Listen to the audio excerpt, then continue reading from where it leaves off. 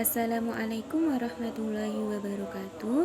Yang terhormat kepada Ibu Dr. Musti Ningsih Magister Pendidikan dan kepada teman-teman semua yang berbahagia. Di sini kami dari kelompok 2 yang beranggotakan 4 orang. Yang pertama Aliyatun Ilmi, Anissa Rahmadita, Dira Alifa Novitasari, dan Dilma Septi Rinjani akan mempresentasikan tentang perkembangan manajemen pendidikan. Yang pertama, teori manajemen kuno. Teori manajemen kuno sudah dilakukan pada tahap tertentu. Teori ini bersifat sporadis dan tidak kontinu. Dalam teori manajemen kuno, belum ada upaya yang sistematis dalam mempelajari manajemen. Asumsi manajemen kuno sudah efisien, maka studi tentang manajemen tidak berkembang. Manajemen dianggap sebagai seni, bukan ilmu. Cukup dengan magang, langsung praktek, kemampuan akan meningkat. Beberapa ilustrasi manajemen pada zaman kuno yaitu yang pertama Mesir kuno. Peradaban Mesir kuno menghasilkan warisan yang luar biasa dan sudah terkenal di penjuru dunia, yaitu piramida. Dalam membangun piramida, pasti terdapat manajer yang bertugas merencanakan, mengorganisasi, mengoordinasikan, dan mengendalikan aktivitas manusia dan sumber daya agar bangunan piramida tersebut bisa berdiri. Yang kedua, Machiavelli. Pemikir dari Italia merumuskan beberapa prinsip manajemen dalam bukunya Discourses. Dia menuliskan beberapa prinsip yang relevan dengan manajemen kontemporer. Yang ketiga, Sun Tzu. Filsuf Cina Sun Tzu yang hidup sekitar 2000 tahun yang lalu menulis buku The Art of War atau Seni Perang. Sun Tzu juga mengembangkan beberapa prinsip. Yang keempat, Adam Smith. Menurut Adam Smith, suatu tugas bisa dipecah-pecah ke dalam bagian yang kecil. Kemudian, tugas tersebut bisa dilatih dan dikerjakan berulang-ulang sehingga orang yang mengerjakan tugas tersebut menjadi sangat ahli. Akibatnya, dia bisa mengerjakan hal tersebut lebih cepat sehingga produktivitas akan meningkat. Teori manajemen klasik. Menurut Fatah, teori manajemen klasik berasumsi bahwa manusia itu sifatnya rasional, berpikir logis, dan kerja merupakan suatu yang diharapkan. Oleh karena itu, teori klasik berasal dari asumsi jika organisasi bekerja dalam proses yang logis dan rasional dengan mendekatkan ilmiah dan berlangsung menurut struktural atau anatomi organisasi. Sejarah perkembangan teori manajemen klasik. Teori manajemen klasik muncul akibat terjadinya revolusi industri di Inggris pada abad ke-18. Para pemikir memberikan perhatian terhadap masalah-masalah manajemen yang terjadi, baik dari kalangan usahawan, industri, maupun masyarakat. Teori manajemen klasik timbul dari kebutuhan akan pedoman untuk mengolah organisasi yang kompleks, misalnya seperti pabrik. Para pemikir yang mengawali munculnya teori manajemen klasik antara lain yaitu Robert Owen. Owen berpendapat jika dengan memperbaiki kondisi kerja atau investasi pada sumber daya manusia, perusahaan dapat meningkatkan output dan juga keuntungan. Selain itu, Owen juga memperkenalkan sistem penilaian terbuka dan dilakukan setiap hari. Dengan cara tersebut, manajemen diharapkan dapat melokalisasi masalah yang ada dengan cepat. Atas hasil penelitiannya itu, Robert Owen disebut sebagai bapak manajemen personalia. Yang kedua, Charles Babbage. Kontribusi terlihat dalam bukunya yang berjudul On the Economic of Machinery and Manufactures. Beliau mengajarkan bagaimana kerja definition of labor sehingga kerja atau operasi setiap pabriknya dapat dianalisis secara terpisah. Kontribusi lain dari Charles Babbage adalah mengembangkan kerjasama yang saling menguntungkan antara para pekerja dengan pemilik perusahaan dan juga membuat skema perencanaan pembagian keuntungan.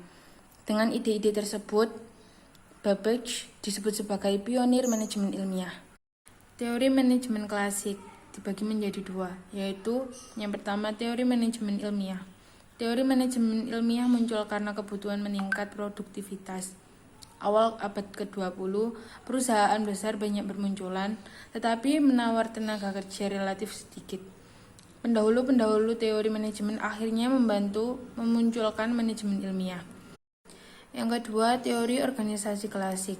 Teori organisasi klasik atau teori administrasi klasik memfokuskan kepada kebutuhan menyistematisasi cara-cara mengolah organisasi yang semakin kompleks. Tokoh pelopor dari teori manajemen ilmiah antara lain yang pertama Frederick Winslow Taylor. Frederick Taylor disebut sebagai bapak manajemen ilmiah. Taylor memfokuskan perhatiannya pada studi waktu untuk setiap pekerjaan atau time and motion study. Memperkenalkan sistem pembayaran diferensial atau differential rate system. Dengan cara itu karyawan akan memperoleh kenaikan upah apabila berhasil melampaui standar yang telah ditentukan. Yang kedua, Frank B. Gilbert dan Lillian Gilbert. Mereka berdua sukses mengarahkan pada studi gerak dan waktu. Mereka tertarik pada pengerjaan suatu pekerjaan yang memperoleh efisiensi tertinggi sebagai ilmu yang menganalisis tugas sampai pada gerak fisik dasar. Diharapkan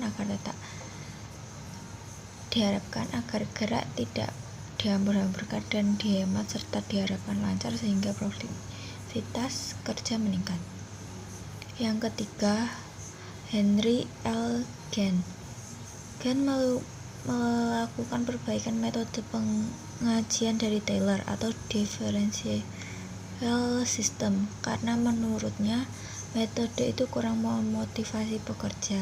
Selain itu, Gantt juga memperkenalkan sistem penilaian terbuka seperti ide Owen. Sumbangan dan keterbatasan teori manajemen ilmiah. Teori manajemen ilmiah memberikan beberapa sumbangan penting, yaitu manajemen ilmiah mendorong pendekatan rasional untuk memecahkan masalah. Pendekatan tersebut mendorong pendekatan ilmiah pada manajemen dan mendorong pendekatan manajemen sebagai ilmu. Hal tersebut mendorong profesionalisme manajemen. Selain itu, teori manajemen ilmiah memiliki beberapa keterbatasan.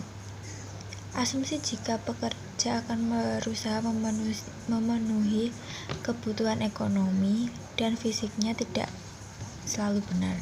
Tujuan produktivitas atau keuntungan cenderung mengarah pada eksploitasi pekerja. Hal tersebut disebabkan ada beberapa pendekatan yang cocok untuk waktu atau tempat tertentu, tapi tidak cocok untuk waktu atau tempat yang lain. Selanjutnya, tokoh-tokoh teori organisasi klasik antara lain yang pertama Henry Fayol. Henry Fayol merupakan industrialis dari Prancis yang juga disebut sebagai bapak aliran manajemen klasik. Hal tersebut dikarenakan upayanya menyistematisasi studi manajerial. Pokok pikiran ditulis dalam bukunya yang berjudul General and Industry Management. Menurutnya, praktik manajemen dapat dikelompokkan dalam beberapa pola yang dapat diidentifikasi dan dianalisis. Yang kedua, Max Weber. Menurutnya, suatu organisasi yang terdiri atas ribuan anggota membutuhkan aturan yang jelas untuk anggota organisasi tersebut. Adapun organisasi yang ideal adalah birokrasi saat aktivitas dan tujuan diturunkan secara rasional dan pembagian kerja yang disebutkan dengan jelas. Yang ketiga, Mary Parker Follett.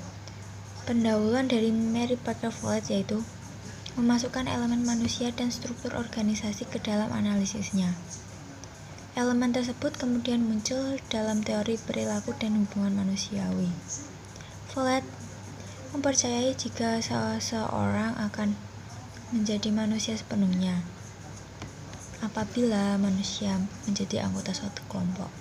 Hal tersebut membuat Follett percaya bahwa manajemen dan pekerja memiliki kepentingan yang sama karena menjadi anggota organisasi yang sama. Yang keempat, Chester E. Burnett. Dengan pengalaman manajerialnya dan bacaan sosiologinya yang cukup luas, Burnett mengembangkan teori organisasi. Organisasi dapat berjalan dengan efektif apabila keseimbangan tujuan organisasi dan tujuan anggotanya dapat terjaga.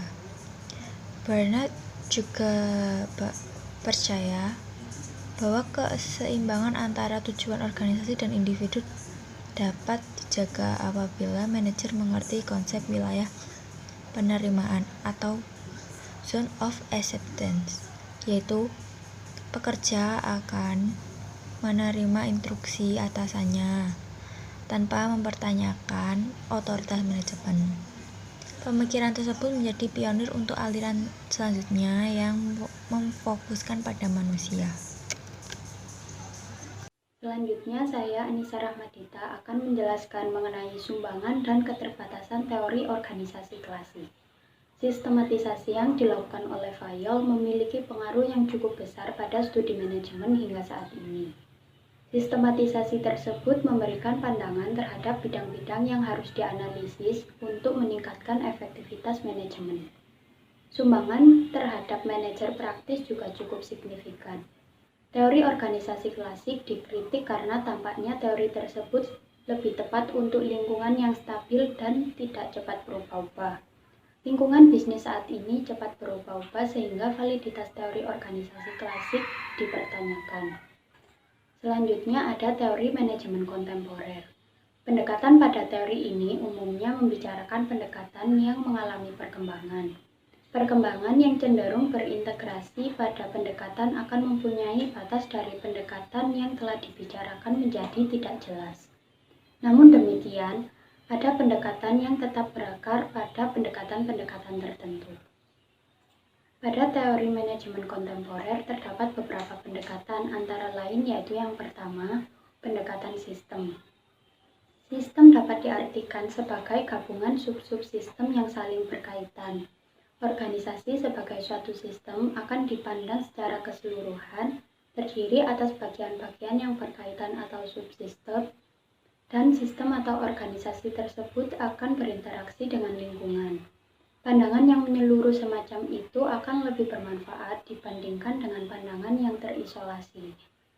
Ada beberapa istilah kunci dalam pendekatan sistem, yaitu sistem terbuka, subsistem, sinergi, aliran atau flow, feedback, dan entropi. Yang kedua ada pendekatan situasional atau kontingensi. Pendekatan situasional mempunyai cara pandang yang berlawanan. Pendekatan ini menganggap bahwa efektivitas manajemen tergantung pada situasi yang melatar belakangi. Prinsip manajemen yang sukses pada situasi tertentu belum tentu efektif apabila digunakan di situasi lainnya. Pendekatan ini menyadarkan manajer bahwa kompleksitas situasi manajerial membuat manajer lebih fleksibel atau sensitif dalam memilih teknik-teknik manajemen yang terbaik berdasarkan situasi yang ada. Yang ketiga, ada pendekatan hubungan manusiawi baru atau neo-human relation. Pendekatan ini berusaha mengintegrasikan sisi positif manusia dan manajemen ilmiah. Mereka melihat bahwa manusia merupakan makhluk yang emosional, intuitif, dan kreatif. Dengan memahami kedudukan manusia tersebut, prinsip manajemen dapat dikembangkan lebih lanjut. Yang keempat ada pandangan integratif. Manajer harus mampu melihat ketergantungan antar bagian dalam organisasi, pengaruh lingkungan eksternal, dan keunikan situasi yang dihadapi. Setelah memahami ketiga hal tersebut, manajemen dapat memilih pendekatan mana yang paling baik untuk diterapkan pada situasi yang dihadapi. Demikian presentasi dari kelompok kami. Apabila ada kesalahan atau kekurangan, mohon dimaafkan. Wassalamualaikum warahmatullahi wabarakatuh.